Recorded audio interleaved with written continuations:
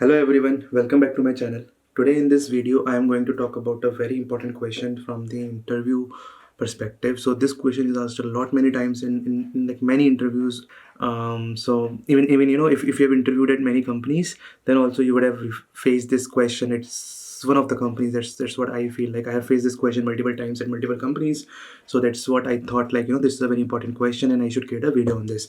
So this question is based on the threading concept. So here you have to in such kind of questions, actually you have to do something with multiple threads. So the interviewer wants to know, like, if you can use multiple threads, because when you use multiple threading, right, or multiple threads or a threading based solution, then you have the problem of deadlocks. You have like multiple problems. You have to synchronize between the threads.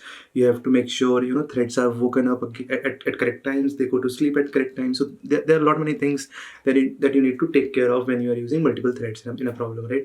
So that's also the goal of this problem. Like it allows you to think from the multiple threads perspective, how you will solve some problems using multiple threads.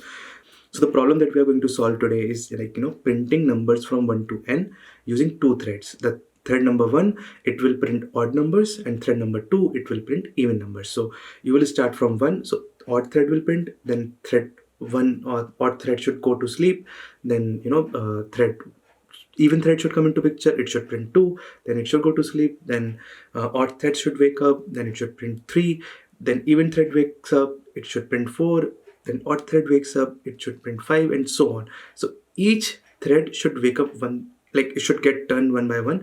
Odd prints it, goes to sleep. Even wakes up, prints it, goes to sleep.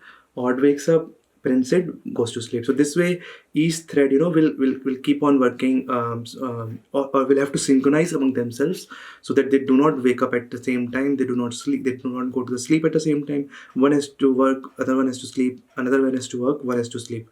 So this way, there needs to be some synchronization that we need to do, and that's the problem is all about. Here you need to use Java's, if you're using Java, then you have to use wait and notify mostly to solve such kind of problems.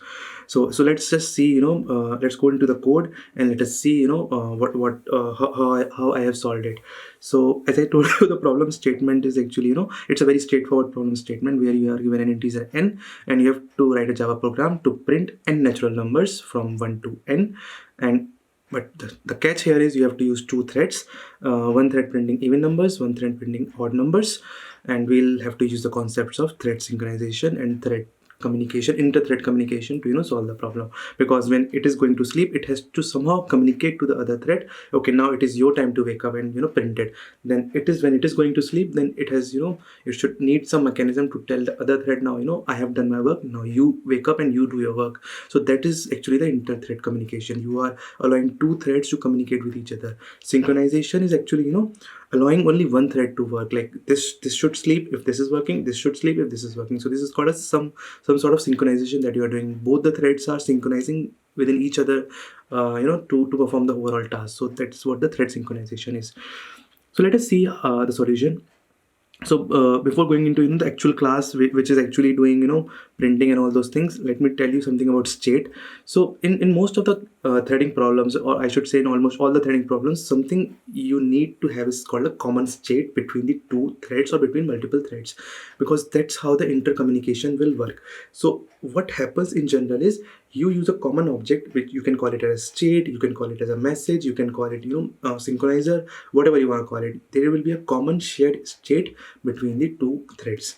This common state is used as as a medium to for the two threads to communicate with each other. So what happens is there's something called wait and notify in Java. So when you call a wait on an object, the thread will go to the sleep. The current thread will go into the sleep on that object.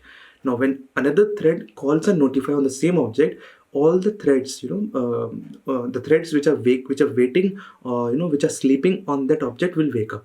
So what happens is, how we will be using it is, we will pass a common object to both the threads for inter-thread communication, and when it needs to go to the wait, it will call the wait on this common object. When it needs to go notify or wake up this thread, it will call the notify on this common object, and then this thread will wake up. So this is what we are using for the inter-thread communication. For the synchronization also, we are using this common state object. So how we are going to do this is like this state object will tell whose current turn it is. If is the turn of this thread or it is the turn of this thread. So whoever turn it is, it will just tell, and then it will if this is the turn of this thread, then it will do its job and then go to the sleep. If it is not the turn of this thread, then it will just go to sleep. So this common state object is helping us in solving both the problems, in doing thread synchronization also, and also doing inter-thread communication. So let us see more into details how it is doing it. So we are getting a state object, and this state object is having one value which is like next to print. So there is some enum called printer type. So we have two types of printers over here. One is an even number printer and another one is an odd number printer. So this state object is having printer type, like what is the next printer which should be which should be working. You might not get the exact idea like why I have placed it here, but you will get more idea about it, like why I have done it this way when you see the actual printer class. So let's go into the printer class, which is actually doing the the job. So this printer class is responsible for printing the numbers of particular type. So we will run two threads of the same printer. One thread will be printing the even numbers, one thread will be printing the odd numbers using the same class. They are not two different classes, only the threads are different. Classes are same. The same class is handling the even number printing, the same class is handling the odd number printing. Only the threads in which they are running, they are different. One thread is having even number, one thread is having the odd number. So how printer class is working here is, so printer class has something called step. So overall, I have designed this class in such a way so that it becomes reusable for multiple use cases, and that's why I have taken many properties over here. So step here is like the increment. You can argue that we are printing 1 to n, so step is always 1. I could have directly hard coded the value 1, but that would not make my class a reusable class, right? It would not be, we will not be able to use if the step is 2 or something more. So here because of the same reason, I have used a step, like what should be the step. Now and if you see, step should be 2, because since each thread is printing one number, like odd thread will be printing 1, then 3, then 5. So step should be 2 for each thread. So step is actually giving the value by what increment the next value should be printed. Then what is the state? Like I told you there is a common state between the two threads. So both the objects of each thread will get this common object state.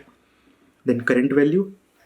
What is the current value is that this object is printing. This is for its own state, right? Like for example, it has printed till 3, next value it has print 5, so current value will be 5. So this way it will just keep on incrementing the step into it as and when it is printing the value, right? So that's what it is doing. So current printer type, like what is the printer type of this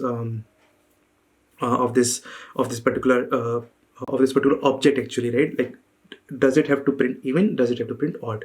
So what does it have to print? That's what the printer type is all about.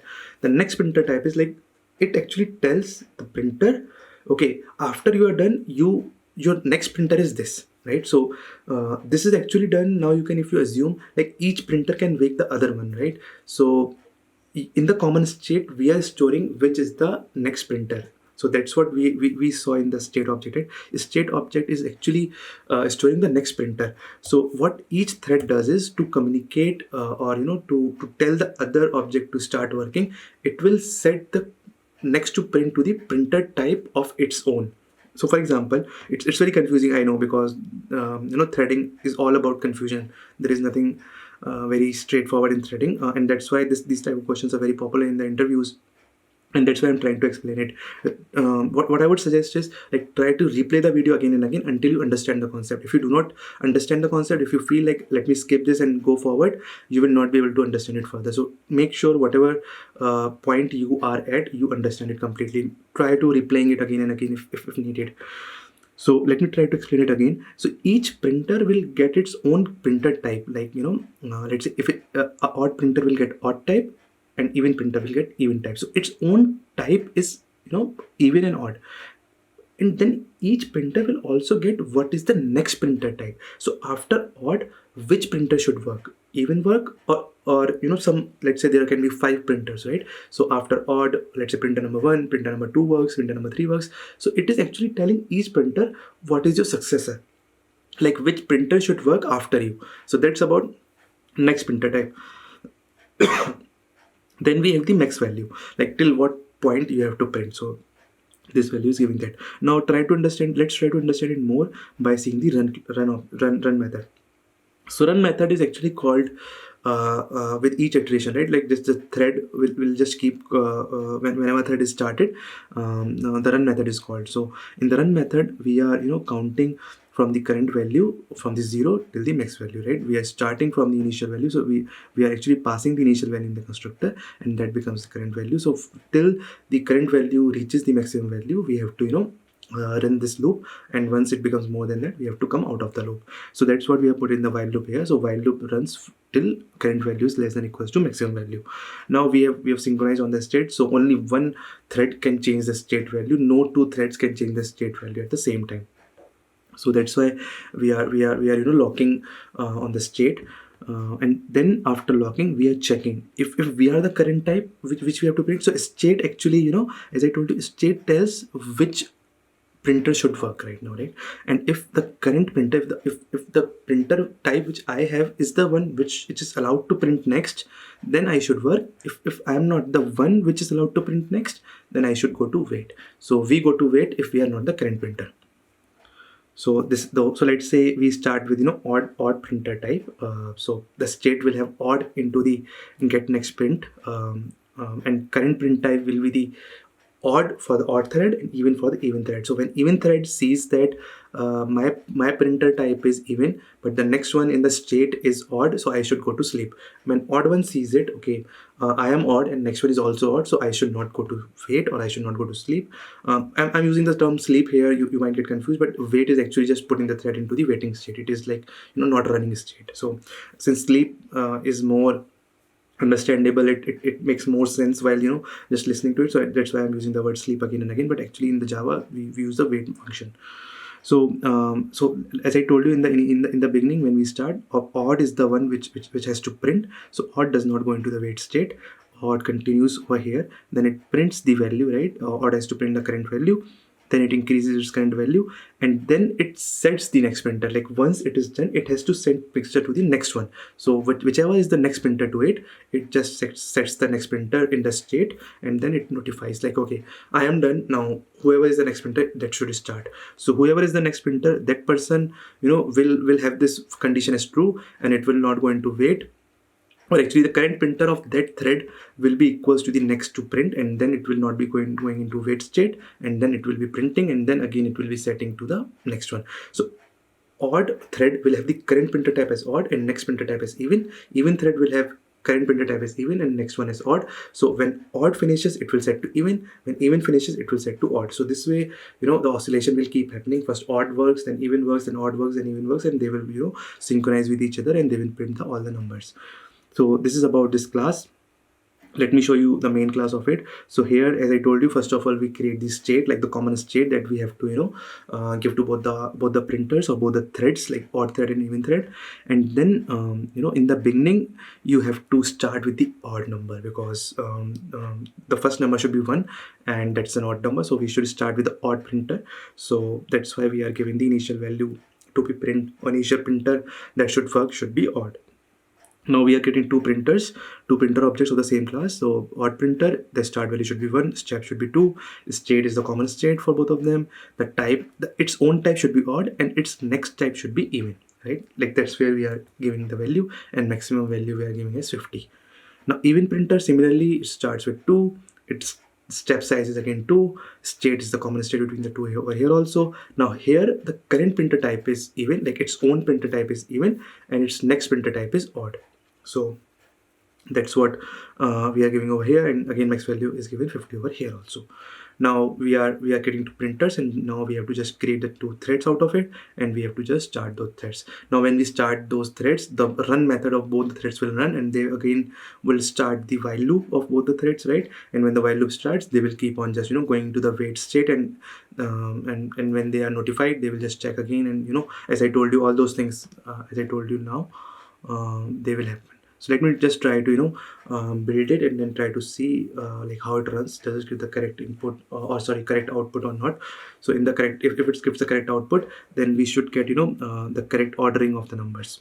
So I am printing the thread name and the value.